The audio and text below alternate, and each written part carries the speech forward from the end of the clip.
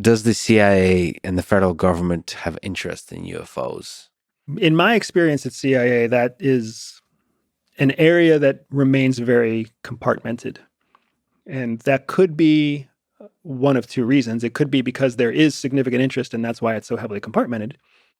Or it could be because it's an area that's that's just not important. It's a distraction. So they compartment it so it doesn't distract from other operations. One of the areas that I've been quite interested in and where I've done a lot of research and I've done some work in the private intelligence and private investigation side is with UFOs. The place where UFOs really connect with the federal government is when it comes to aviation safety and predominance of power. So FAA and the US Air Force and the US military are very invested in knowing what's happening in the skies above the United States. And that's of primary interest to them. When they can rule out the direct threat to national security of UFOs, then they become less interested.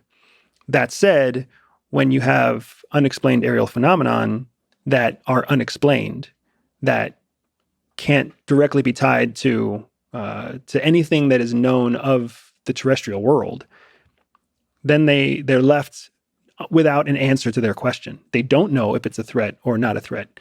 But I think the scarier concern for the U.S. national government or for the U.S. federal government, the scarier concern that nobody talks about is what if the UFO isn't alien? What if it is actually a cutting edge war machine that we are eons behind ever being able to replicate? Or the other concern is that it's a system, it's a machine from a foreign power that's doing intelligence collection.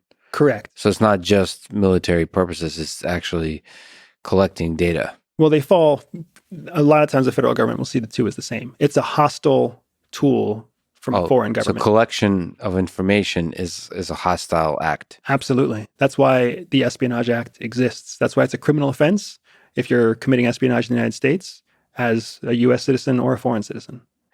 So I guess they keep digging until they can confirm it's not a threat. But it just, and you're saying that there's not, from your understanding, much evidence that they're doing so. It could be because they're compartmentalized. But you're saying private intelligence institutions are trying to make progress on this. Yeah, it's really difficult to know. There's there's an economic interest in the private intelligence world because, for example, if you understand why certain aerial phenomenon are happening over a location, then you can use that to inform investors whether to invest in that location or avoid investment in that location. But that's not a national security concern, so it doesn't matter to the federal government. Could these UFOs be aliens? Now I'm going into a territory of you as a human being, wondering about all the alien civilizations that are out there. The humbling question. We are not alone. You think we're not alone? It's an improbability that we are alone. If by virtue of the fact that sentient human life exists, intelligent human life exists, all of the probabilities that would have to be destroyed for that to be true simply speak over the galaxies that exist, that there's no possible way we're alone. It's a mathematical equation. It's a 1 or a 0, right? And for me, it has to exist. It's impossible otherwise, rationally, for me to think that we are truly the only intelligent life form in all of the universe. But to think that an alien life form is anything like us at all is equally as inconceivable. To think that they're carbon-based, bipedal, humanoid alien species that just happen to fly around in metal machines and visit alien planets in a way that they become observed is it's just silly. It's the world of sci-fi. Well, let me push. Yeah. Every good scientist, because we always assume that they're superior to us in intelligence. Yes. When any scientist carries out an experiment, the whole objective of the experiment is to observe without being disclosed or being discovered. Yes. So why on earth would we think that this superior species makes the mistake of being discovered over and over again? So to push back on that idea, if we were to think about us humans trying to communicate with ants, first we observe for a while. There'll be a bunch of PhDs written, a bunch of people just sort of collecting data, taking notes, trying to understand about this thing that you detected that seems to be a living thing, which is a very difficult thing to define from an alien perspective, or from our perspective, we find life on Mars or something like that. Okay, so you observe for a while, but then if you want to actually interact with it, how would you interact with the ants? If I were to interact with the ants, I would try to infiltrate. I would try to figure out what is the language they use to communicate with each other.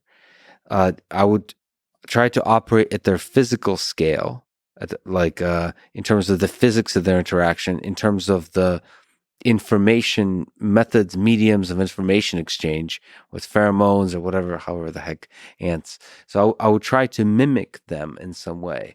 So in that sense, it makes sense that um, the objects we would see, you mentioned bipedal. Yes, of course, it's ridiculous that aliens would actually be very similar to us, but maybe they create forms in order to be like, here, the humans will understand it, and this needs to be sufficiently different from humans to know that there's something weird. I don't know. I think it's actually an incredibly difficult problem of figuring out how to communicate with a thing way dumber than you. People assume like if you're smart, it's easy to talk to the dumb thing. But I think it's actually extremely difficult when the gap in intelligence is just orders of magnitude. And so, of course, you can observe, but once you notice the thing is sufficiently interesting, how do you communicate with that thing? So this is where one of the things I always try to highlight is how conspiracies are born. Because many people don't understand how easy it is to fall into the conspiratorial cycle. So the first step to a conspiracy being born is to have a piece of evidence that is true. And then immediately following the true evidence is a gap in information.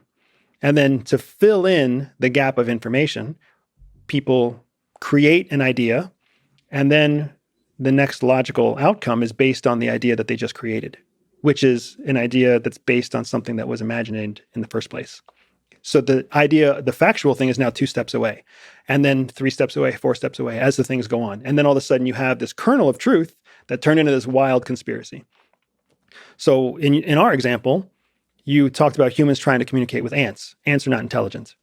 Ants are not an intelligent species. They're a drone species that's somehow commanded through whatever technology, whatever Spoken like a typical human, but yes. whatever Right. biological thing is in the queen, right? But they're not. It's not a fair equivalent. But let's look at gorillas, or let's look at something in the monkey family, right? Where largely we agree that there is some sort of intelligence there, or dolphins, some sort of intelligence, right?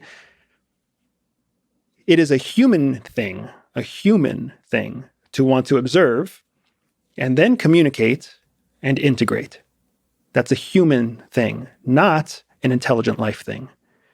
So for us to even think that an intelligent alien species would want to engage and communicate at all is an extremely human assumption. Yeah. And then from that assumption, then we started going into all the other things you said. If they wanted to communicate, wouldn't they want to mimic? If they wanted to mimic, wouldn't they create devices like ours? So now we're 3 steps removed from the true fact of there's something unexplainable in the skies. Yeah, so the fact is there's something unexplainable in the skies, and then we're filling in the gaps with all of our basic human biases and assumptions. Yeah. Exactly. But the thing is, now we're getting right back to Project Northwood. We need some plan. I don't care how crazy the idea is, guys. Give me some plan. So that's where we come up with, well, maybe it's an alien species trying to communicate, or maybe it's an alien, a hostile threat that's trying to take over the world, or who knows what. Maybe it's. I mean, but you have to somehow construct hypotheses and theories for anomalies, and then from that, amidst giant pile of the ridiculous, emerges perhaps a deeper truth. Absolutely. over a period of decades, and at first that truth is ridiculed, and then it's accepted. That whole process. The Earth revolving around the sun. Yeah, the Earth revolving around the sun, but to me it's interesting because it asks us looking out there with SETI, just looking for alien life. is forcing us to really ask questions about ourselves, about what is life, how special. First of all, what is intelligence? How special is intelligence in the cosmos? And I think it's inspiring and challenging to us as human beings, both on a scientific and engineering level, but also on a philosophical level. I mean, all of those questions are laid before us when you start to think about alien life. So you interviewed Joe Rogan recently, Yeah. and he said something that I thought was really, really brilliant during the podcast interview. He said that He's gonna love hearing that. But go ahead, sorry. But Yeah. he said that he realized at some point that the turn in his opinion about UFOs happened when he realized how desperately he wanted it to be true. This is the human condition. Our pink matter works the same way as everybody's pink matter. And one of the ways that our pink matter works is with this thing, with what's known as a cognitive bias. It's a mental shortcut. Essentially, your brain doesn't want to process through facts over and over again. Instead, it wants to assume certain facts are in place and just jump right to the conclusion. It saves energy. It saves megabytes. So what Joe or Joe Rogan, I feel weird calling him Joe, I don't know him, but what Joe identified on his own. Mr. Rogan. What Mr. Rogan identified on his own Yeah. was his own cognitive loop. And then he immediately grew suspicious of that loop.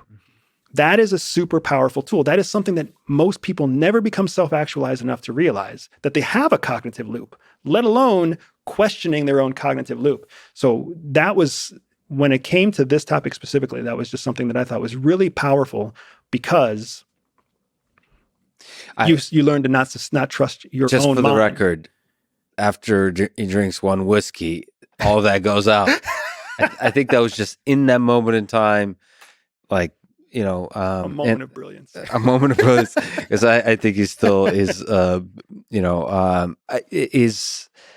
he's definitely one of the things that inspires me about Joe is how open-minded he is, how curious he is.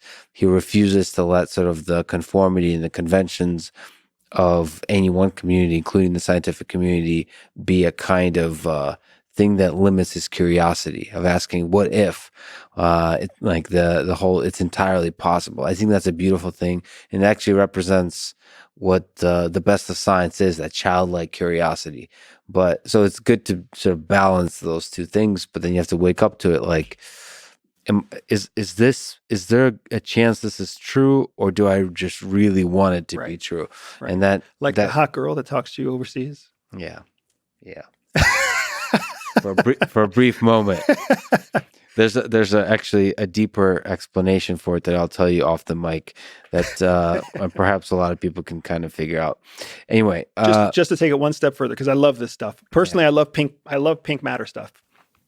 In your interview with Jack Barsky, Jack's a good friend of mine, a good dude. Yeah, incredible person. Yeah. In your conversation with Jack Barsky, you guys, he started talking to you about how his recruiters were feeding back to him his own beliefs, his own opinions about himself, how smart he was, how good he was, how uniquely qualified he was. That's all pink matter manipulation. Feeding right back to the person what they already think of themselves is a way to get them to invest and trust you faster, because obviously you value them for all the right reasons, because that's how they see themselves. So that loop that the KGB was using with Jack did not wake up to that loop at the time. He woke up to it later. So it's happens to all of us. We're all in a loop. It's just whether it's about oat milk, or whether it's about aliens, or whether it's about, the Democrats trying to take your guns, whatever it is, everybody's in a loop. And we've got to wake up to ask ourselves, just like you said, is it true, or do we just really want it to be true? And until you ask yourself that question, you're just one of the masses trapped in the loop.